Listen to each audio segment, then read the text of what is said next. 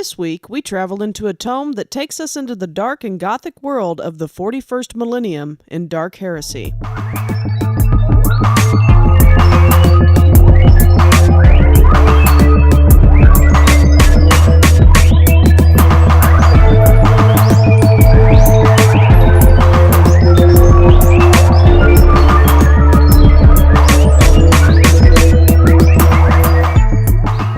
What I was going to say about this property, just on my limited knowledge of it, it sounds like, based on what you're saying, this seems like it would work much better as a war game because you have armies. And so you're not concerned necessarily about losing this soldier or this super soldier.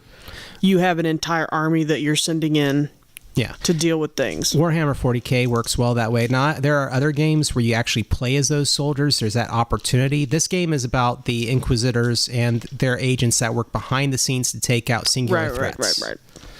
Moving on with that, your stage 1 is to pick a homeworld you grew up on. Your stage 2 is to generate characteristics. Your stage 3 is determining your career path. And stage 4 is spending your experience points and buying equipment. And, looking through it, finding stuff, we have the opportunity to do some random rolls and other rolls, which would use the 2d10s, your percentile dice, essentially. But this, to make it a little bit more fun, we'll go ahead and we'll move through letting you pick, which is how my first time to play it, how I got to do it. Okay. So stage 1 is your homeworld. We need to figure out what kind of world did you grow up on. There are 4 types. Did you grow up on a feral world? Feral worlders are big, strong, and tough. Perfect if you want to play a character that is good at fighting. Basically, a feral world is a world that is not civilized per se. It could mean wooded. It could mean wasteland. Right. A hive world. Hivers are fast-talking, quick-thinking individuals. Perfect if you want to play a character who can bluff their way out of anything. Hive worlds are literally city worlds. It's Coruscant in Star Wars. Okay. It's a planet completely covered by the city. Yeah. An Imperial world. Now, this is actually more of a good example of Coruscant. Mm-hmm. So... An Imperial world? An Imperial world. Okay. Imperial citizens come from all sorts of different planets and cultures, so make great characters if you want to play someone who is a good all-around. Okay. So, and these are cleaner worlds. Hive worlds are pretty nasty. It's everybody shoved in together. Okay. But it's a world. It's like a blue-collar worker world. I'm not. Just the term hive world. Yeah. Bothers me. No. And Voidborn. Voidborn are weirdly lucky, strong-willed, and perfect if you want to play a Psyker or a Scholastic character. A Psyker. So, Voidborns are characters who have been born on a spaceship of some sort. Okay. And so, you, as a baby or even in the womb, may have been on a ship that traveled through, the other dimension. And that has affected you. Okay, I'm going to go with Imperial. Okay. I'm attempting to create my Inquisitor from Dragon Age Inquisition. Okay. Or, I'm kind of going with, that's who I'm picturing in my mind. All right. So, skipping over, they have some great information about looking at it, your world here. They have several paragraphs written about it. They then can give you ideas of the different classes and how they can interact on a hive world, because there are about... Not in a hive world. Oh, sorry, on an Imperial world. Mm-hmm. And they also have your Imperial world traits. Okay, cool. So we'll start off with the traits, though. Okay. So as an Imperial worlder, you have what's called Blessed Ignorance. Imperial citizens know that the proper way of living are those that are tried and tested by the generations that have gone before. Horror, pain, and death are just the rewards of curiosity. For those that look too deeply into the mysteries of the universe and are all too likely to find malefic beings looking back. Your wise blindness imposes a -5 penalty on forbidden lore tests. So, which is actually not a horrible thing. I mean, think Call of Cthulhu. Yeah, I mean, sometimes you don't want to... This would be my Cthulhu Mythos check. Yep. I talk like I actually know something about the Call of Cthulhu game. I really don't. I've just watched and listened to people play it so much, a lot. and you listen to character creation, so you've got a good handle on it, more than most do. Hagiography. Hagiography.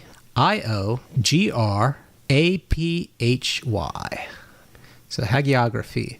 Meditation upon the lives and, more importantly, death of the Emperor's blessed saints grant Imperial citizens a wide knowledge of the Imperium of man. As a benefit, you treat the... You're going to get several skills here. You ready? Okay, just a second. I'm writing down what that means. Yep. Okay. Skills. You will have common lore, and you're going to have several different kinds of it. So I'm going to read those off in a second. Okay.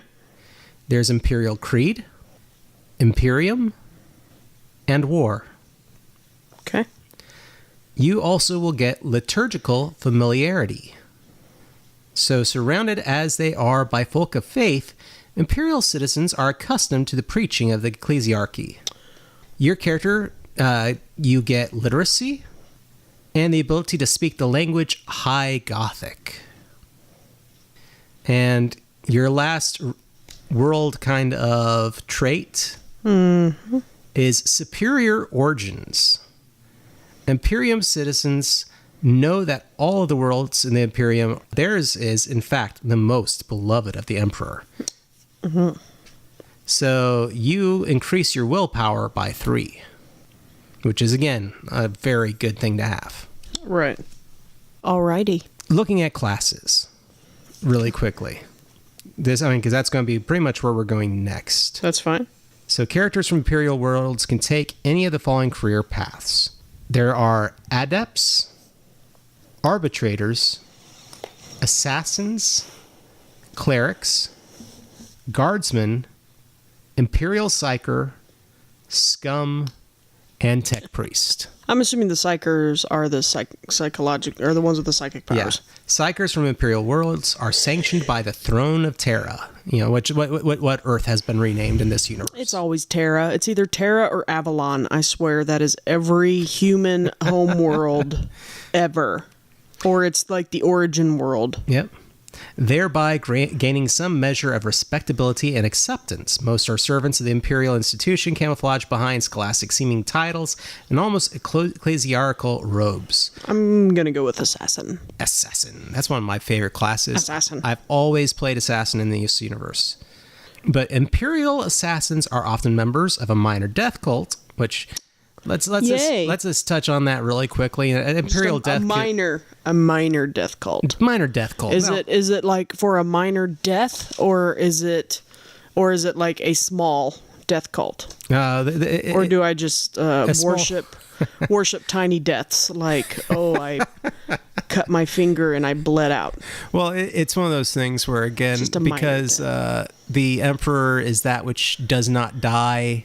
The assassins are kind of obsessed with death, and that's essentially it. They think that killing things to some extent is getting them closer to the emperor. What is the quote from? What is the Waterborn quote or whatever it is from? Waterborn? From Game of Thrones. You wouldn't know. No, I wouldn't. The Ironborn ones. It's not the Waterborn. It's the Ironborn. But. That it's like the one where it's the kraken on their symbol. Yeah, that which is dead cannot die, or something like that. But the thing is, you're either a member of that or a professional killer. Some may hunt criminals for money, whilst others act for powerful nobles or even governments. Indeed, some are products of planetary or Imperium-controlled assassinorium schools, while others have merely found themselves as accomplished executioners due to war, persecution, or other circumstances. So think almost Black Widow to some extent, as well. Oh, okay. Because she was trained in a school for assassins. Oh, yeah. I'm trying to think. There's somebody else that I've just dealt with recently that was... But so you wanted to go with the assassin. So we are going to have a couple dice to roll. Dice to roll? You told me I wouldn't get to. Yay! What dice do I get to roll? You're going to roll 2d10. I only have one out. No, you can always use the percentile one. The Yeah, but isn't it different? Or can I treat it as the same? You can treat it as the same, just remove the zero at the start. Because the double zeros on percentile dice are not hundreds. No, but it would be the equivalent of a 10. I get it. Okay. So, All right, but so before we get there, Go.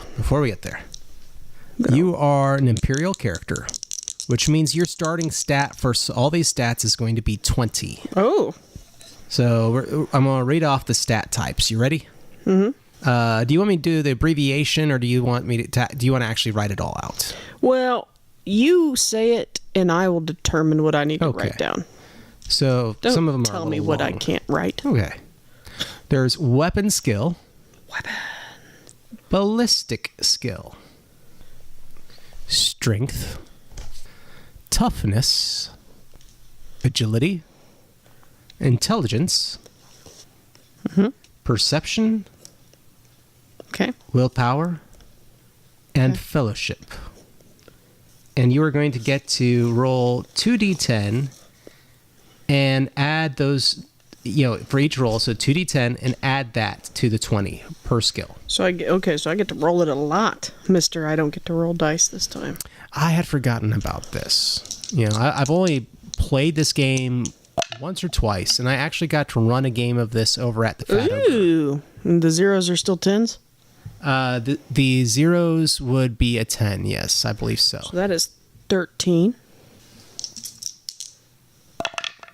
Oh, but I don't write them in the skill. I'm not doing it in order. I can just write down stuff. Yeah, you can assign them afterwards. Okay. I don't mind. And that is 13. Mm-hmm. This time I had a 3 and an 8, so I'm at 11. An 8 and an 8. That's pretty good. 16. 0 and a 9. Woo! Because we are considering that a 10. Yeah. Ooh, 10 and a 3. 2, 3, 4, 5. Okay, 4 more times. 9 and a 3. Got a 12. 6 and an 8. You okay? Mm-hmm. 9 and a 7. One more. Last roll. And that is another 16. Alrighty. Now, before we start assigning it, let me go ahead and... This is where kind of the rubber meets the road on this game. And that's understanding what those numbers would even mean. Okay. Because, it's like... Looking at the numbers... I've got 36. Woo. Yeah. Yeah, but it's kind of like D&D. You have a 10 in your intelligence. What the heck does that mean? It's a 0. Yeah. It's a big goose egg. So, in this game, 10 to 15 would be feeble. Wonderful. 16 to 20, and this is after with the 20. This is with the 20. So I'm just saying there's a chart of anywhere from 10 to 51 and above. Okay. And depending on what your total is per skill, sets where you are. And I assume that something along the way may penalize these. In game, because yes, if you start with 20, or is it just because I'm an Imperial aide? Well, 16 through 20 is poor. 21 through 25 is inferior. 26 through 35 is average. So the majority of your skills are just going to be average. Yeah. But 36 through 40, so if you rolled higher than a 16, 36 through 40 is considered superior. Okay. 41 through 45 is considered great. 46 through 50, magnificent. And 51 and above is heroic. But, so it gives you an idea that your character... being an Imperial citizen is basically going to be very average usually. Unless you rolled, a 5 and then you have a chance of actually being inferior or something. Yeah. Okay. So you can assign those based on that. Okay, so my inquisitor that I am thinking of, she was very smart. She was perceptive. She had good willpower. We're going to throw up some... agility there. Strength probably wasn't that great. She was good at building, I assume fellowship is friends. She's good with charisma, kind of. She's good with people. Weapons, skills, and ballistic skills, probably not her strong skill. Now, ballistics, would that be projectiles? Or what exactly is ballistics? Ballistics are projectile weapons. Okay. So. Okay. And then, so weapons skill otherwise would be melee? More often than not, yes. Okay. Toughness would be my con. Yep. Okay. Let's see what we got here. So, I have 119. So that would pop me up on a 39 on something. I want my 39 to be I want to have a superior intelligence. Okay. I would like my agility to be one of the following numbers, which would be a 36. I have 2 more 36s I can apply. So I'm going to go with perception and willpower at a 36. I'm going to go with fellowship at a 14. Toughness. I'm going to do weapons at a 13. Toughness at a 13. Strength at a 12 and ballistics at 11.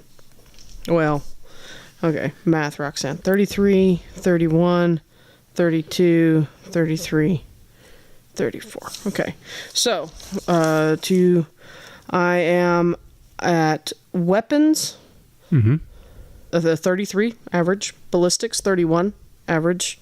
At least I think I am if I read that right. It's 26 to 35 was average. Is that correct? Okay. It's 26 to 35. So unless you got a 36 or higher. The only one that I am superior at agility, intelligence, perception, and willpower. Excellent. Everything else I am average at. Okay. Now, what makes a lot of this interesting as far as how that turns out is now to understand bonuses based on those traits. Okay. So each one are those characteristics. That's how they term it in this game. Those are your characteristics. Oh, okay. Characteristics. Your bonus for each one of those is going to be the equivalent of whatever's in the tens digit. Oh, so threes? Or wait, yep. Is that right? Yes. I haven't had to do tens and ones in a long time. And even though I did 5th grade math homework the other day, we were doing fractions. Oh, cool. Not tens and ones. Okay, so I can add plus threes to the... Well, basically, that your skill, the bonus that comes out of your characteristic is going to be equivalent of whatever's in your tens digit. So all my bonuses are threes. Yeah. Okay, so moving on, we're looking at your career path. You wanted to be an assassin. I want to kill the peoples. So... Not in real life, but my inquisitor is like, oh... Yeah. But so... darn you, heretics. Yeah. Bloodshed and die whatnot. by my blade. You're not there to investigate. You're there after the investigation's already done. I'm here to handle business. Yep. So your starting skills. Mm-hmm. You will have a new language of Low Gothic. Oh, so I have High Gothic and Low Gothic. So that's the Barry White Gothic. Yes. As opposed to the Tiny Tim Gothic. Yeah. So these are my skills. I would have gone with Mick Jagger too, but that works. I'm joking. At what point? I know. That was a horrible joke. I know. If we're making a joke about chicken dancing, sorry. Really? I think he's been sober and clean for a good long time. He probably has been. So Keith Richards, I don't know about. Now, if you want to make a joke about chicken dancing, then we'll talk about Jagger. Okay. I was actually just imitating his dance moves the other day at the house in Shreveport. Oh, from Dancing in the Streets video? No, just General Mick Jagger on stage where he does the weird pecking thing, and he's acting like a chicken. You acting like a chicken. All right. So Low Gothic, awareness, and dodge. So language, each individual language is considered a skill. Mm-hmm. Is that my understanding? So I'm going to go ahead and pop High Gothic over here because I got it on something else. You're going to have some starting talents. Think of these as proficiencies. Okay. You're going to have melee weapon training, primitive. With an adladdle? Yeah. You say that and I automatically think oxalateral or whatever the little lizard thing is. Axolotl yeah, I think it's axolotl. You get to pick between, you're going to love this. Now, there's no pick for you. Ambidextrous or unremarkable. What? Explain to me what unremarkable is. I mean, you blend into a crowd. Oh. Yeah, it's unremarkable then. Thrown weapon training. You know, actually it is difficult between unremarkable and ambidextrous because I see points to both, yeah. Like dual wielding. Dual wielding. Yeah, that's a good point. But I'm going to go ahead and go with unremarkable so I can blend in and probably pass unseen if needed. So thrown weapon training. Oh, but this is, I'm sorry, I just realized that this is another or situation. You need to choose between thrown weapon training or pistol training laser? We're doing thrown weapon training. Okay. The primitive, though, was that primitive weapon training or was it just primitive? Primitive weapon training. I mean, it's basically a categorization of it. And that was not an or with melee? With the melee, no, that is, you know that one absolutely. Okay, I have melee, I have primitive, I'm unremarkable, and I'm going to go with thrown weapon training. Yep. Lasers are for the losers. And then you have 2 more. Okay. You have basic weapon training. So basic. That's where I drink my pumpkin spice latte and I throw it in somebody's face, right? Exactly. And then pistol training. So now we have starting gear. Starting gear. So, okay. Shotgun. I don't have any training. And in you have to pick between shotgun and hunting rifle. Sorry. I don't have training in any of that. I know. Unless it's basic weapon training, but we're going with shotgun. Actually, that's not very assassin-like, is it? Yeah. No, let's do with hunting rifle, because I can at least do a distance thing there. Whereas a shotgun, I gotta be like, hey, bruh, I'm in your face. Or auto gun. Yeah, because that's so sneaky and assassin-y. That's a major death. I would have to be in a major death cult. Yeah. We're going to go with hunting rifle because I feel like... when you absolutely positively have to kill every MF in the room. Yeah. PG-13, Jan. That's why I didn't say it. Okay. Well. So. And you get a sword. There. Yes. How about daggers? I want daggers. A knife. Okay, well, that's dagger-like. You're going to like this next one. It's an interesting choice. Choosing between the compact laser pistol or 10 throwing knives. We're going to throw some knives, bro. 3 doses of stim, which, if you've played any Fallout or other games, stim is basically... I know what stimulants are. Uh-huh. Charm. Corpse hair. It's charming. I keep my corpse hair as a charm. In one of those moments where you just got to wonder what people were thinking, you get common clothing, quality clothing of the black body glove. Black body glove is my common clothes. Yeah, it's perfect for a night out at the club. This is my black turtleneck and my black pants with my black shoes. Your starting rank is called Cell Steel. Starting rank? Yes. Cell Steel. Steel. Steel like thief? STEE. Or steel like the metal? Yep. We'll get back to a little bit more. And cell like a jail cell. Yeah, like you are selling your services. Oh. Of putting, SELL. Oh, okay. I said jail cell. Oh, sorry. And you said yes. My bad. Okay, so I'm like a cell sword. Yeah. That makes a lot more sense than I was like, what the heck does that mean? So, we got the assassin with the cell steel. We pretty much have the majority of character creation done within the numbers and logistics. As your character advances, you'll have the opportunity to buy skills with your XP. Your game, basically, every level, every rank of your character is XP guided, much like Dungeons and Dragons. You're a cell steel for XP level of 0 through 499.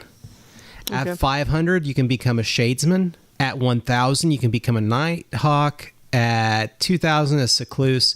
But in each one of these, as you move along, opens up other things you can buy with your XP. Okay. When you first start off, you have the opportunity to buy your stats. As you become a cell steel and you advance, you have other skills, other things that you can buy that are pretty nice, other weapon training or strange, things that are equivalent to feats. Yeah. The Shadesman opens up even more. Each one of these ranks will open up more and more and more stuff. Okay. Until finally you can buy some pretty crazy stuff to advance the character. Okay, well that makes sense. So, those are the opportunities there. Now we're going back towards your character class and everything else. You are... Go ahead. No problem. More. So the ending is, they call it bringing your character to life. So these are random tables to help give your character appearance. Oh, okay. To some extent, and other things. Let's do it. Let's randomize. Yeah, let's randomize Let's this. randomize. This is the random option on every BioWare game. So I'm going to come out looking like... The human peacock? Yeah. Sometimes those random options are ridiculous. Yeah. So for build, we're going to do... You're an Imperial worlder. Roll your percentile. Just the percentile, or I roll it both with those together, Yeah, yeah. that's what I thought. I don't play any games that I ever have to use this. Yep.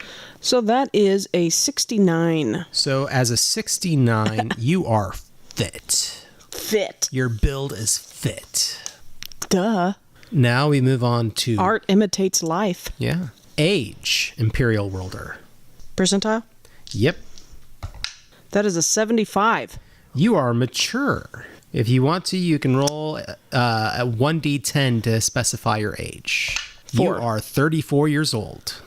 I am a mature 34. I hang out with 40-year-olds. Art imitates life. And here's where we get to one that's going to be interesting. Mm-hmm. Your colorization. So you're going to roll this 3 times. This will be your skin first. That is a 58. You are fair. Your skin is fair. Okay, so besides the fit, I am right on target. Yeah. Your hair? Is a 68. 68. You have brown hair. Oh my god. I think I need to re-roll my build. Is there one on there that says more to love, as all the dating profiles used to say? All right, and 35. 35. You have gray eyes. Oh, well, there we go. Now the question is, in my mind, the question is, why skin? Why a random table with the skin? And does it touch on color? And It's more complexion. it's more complexion. Because you can be fair complected and... Yeah, there's to read off the majority of them. Now I'll read off. Let's just read off the Imperial worlder because just read it off. God, this is so weird. So Dark, okay, tan, fair, ruddy, or dyed. Ooh, Yeah, I know, I could it have had dyed dyed. skin. I could be blue. You could be blue or something else, which of course, Imperial worlder, blue skin. All of a sudden, I'm starting to think of the Mockingjay series. Yeah, Hunger Games. Yep. John. By the way, John will never call it the Hunger Games. He always refers to it as the Mockingjay trilogy. Yep.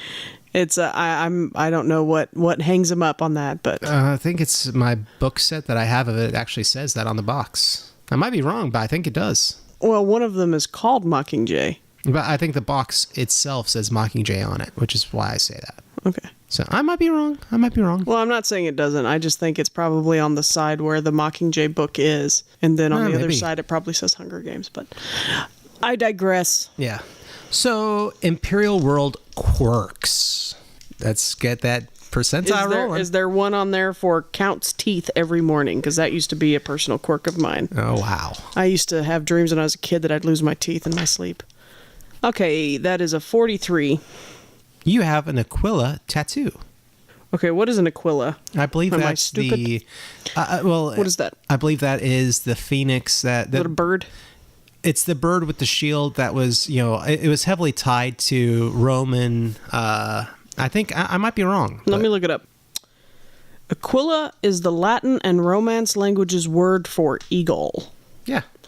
Or there is a constellation called Aquila. Yeah. So I was pretty close because my understanding is it was the symbol of the It's Roman a Roman Empire. military Yeah. standard, yes. Awesome. My memory actually Your paid off for knowledge. once. The more you know. Yeah. Okay? Imperial World Birth Planet. Ooh. So we're going to figure out what kind of planet was it. Ooh, that would That is technically be 2. You grew up on an Agra world. Agra? Agra. A-G-R-A or A... A-G-R-I. Okay, yeah, duh. Agra, so it's farm. Yep.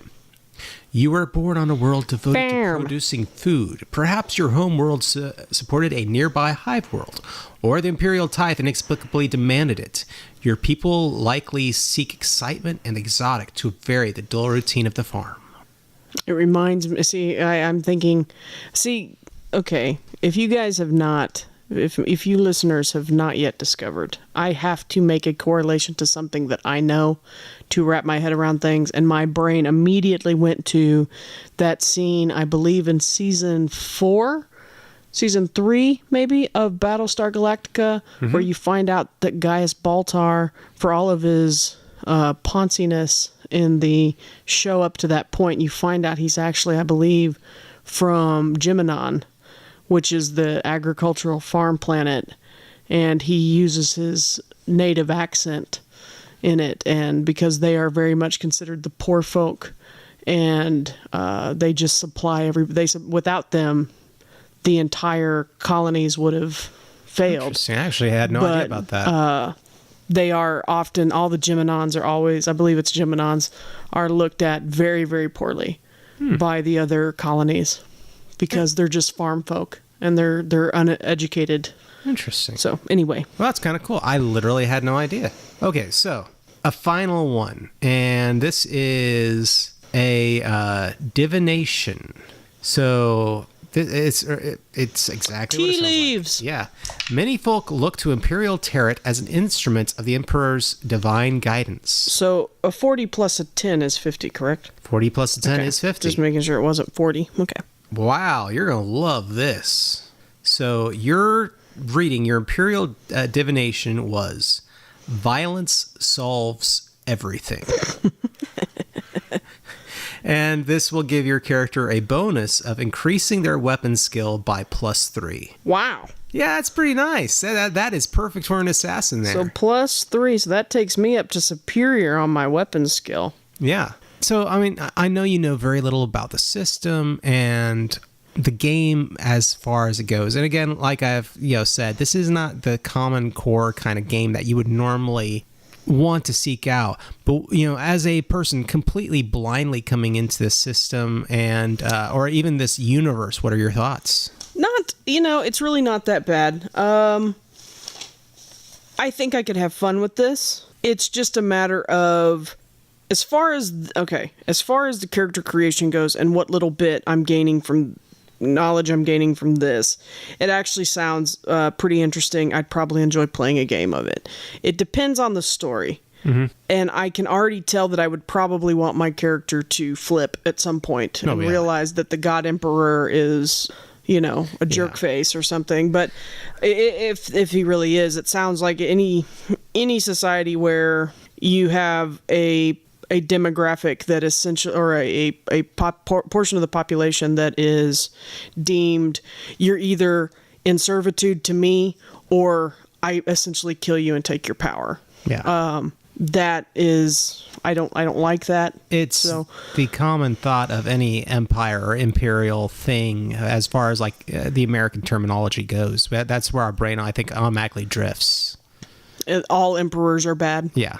Yeah. And you see that in everything. I mean, you see it in Star Wars that the Republic is the Republic has its issues, but they were the quote-unquote good group. The Roman Empire, for all that it did good for the world, at the same time, we will always remember the horror stories, Nero and whatever else. Yeah. Oh, and some of the cultural things that went on. But yeah, so I can see that in this story, but no, it doesn't sound too bad. It sounds pretty basic. It all depends on the story, and I definitely think I would enjoy this quite a bit better than wargaming. Yeah.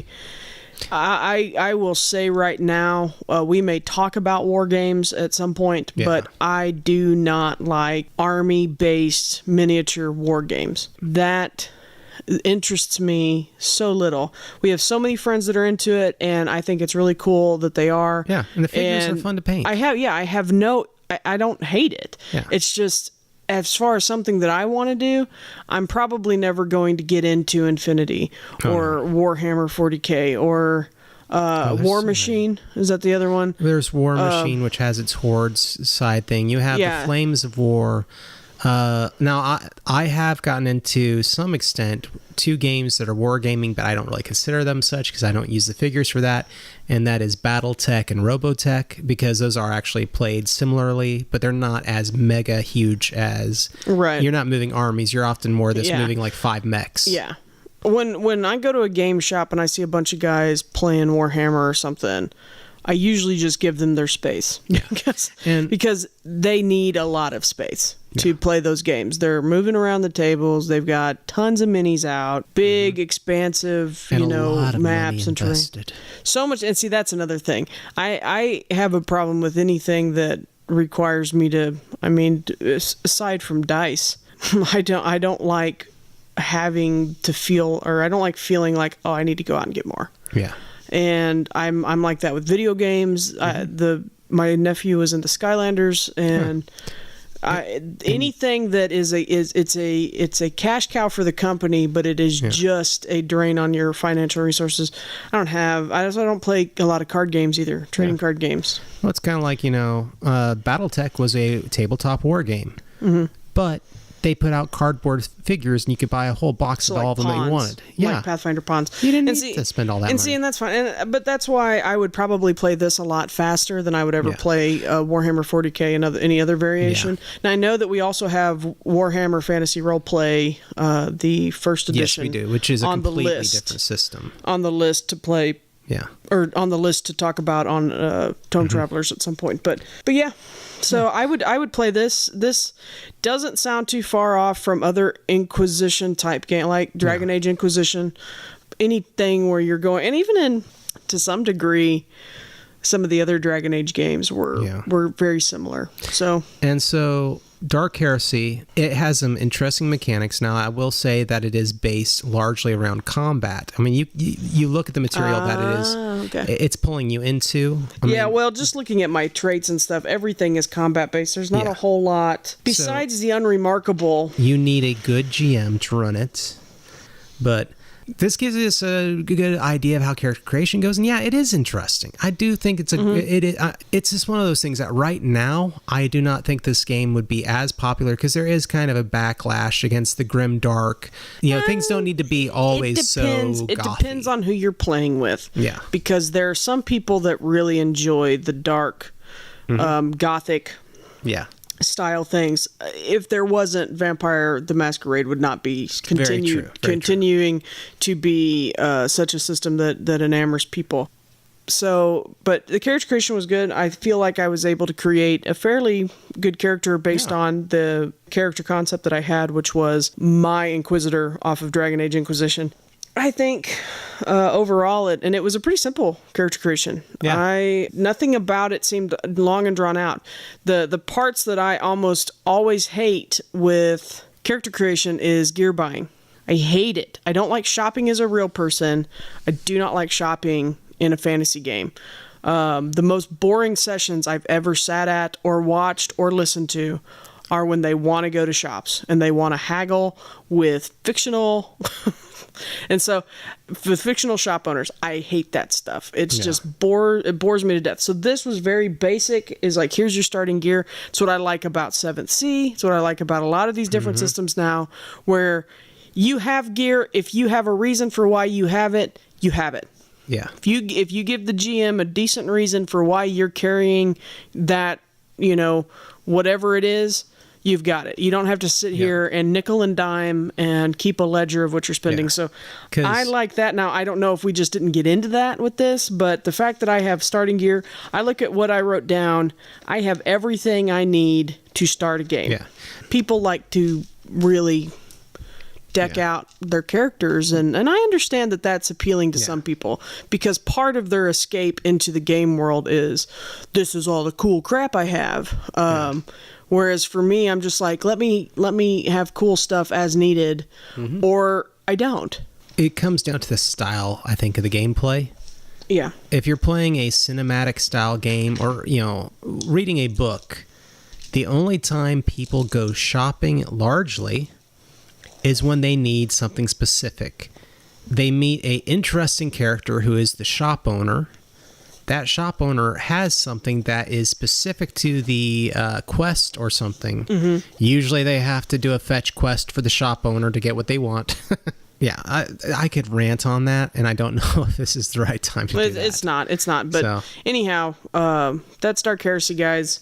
I have some ramen that is calling my name. Oh, sounds wonderful. I'm going to go nom on that. So thanks, guys, for tuning in, and we will see you next time. Yep, bye, guys. Thank you for listening to Tome Travelers from Passion Nerdly, a proud part of the Nerds Domain. For more information about us, check out www.passionnerdly.com, and you can follow @PassionNerdly on Twitter and Instagram, as well as facebook.com/PassionNerdly. Shirts available through tpublic.com/nerdsdomain, and please check out our Patreon at patreon.com/PassionNerdly. This has been a production of the Southgate Media Group. For more podcasts like this one, head over to southgatemediagroup.com.